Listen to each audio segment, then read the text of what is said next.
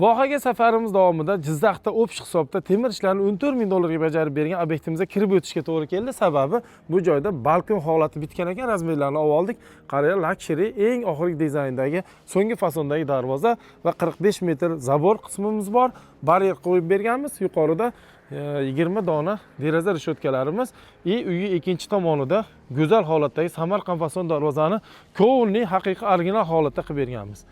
Uyga havas qilganlarga shunaqa uylar kamida shunaqa uylarda yashash nasib qilsa, baryerli deraza rishotkalar va qo'yilgan darvozalarimiz ko'rib baho beringlar. Ishlarimiz yoqsa bitta like bosish esdan chiqmasin.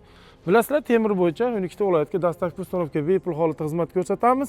Buni deysizlar, bundan boshqa любой metallchiliklarni sifatli bitirib beramiz. Hozir bizning navbatdagi planimiz shu qismiga naves qilib bermoqchimiz. Razmerlarni полностью o'lchab oldik. Uy oldi tomondagi balkon qismlariga ham baryerlarni razmerlarini oldik.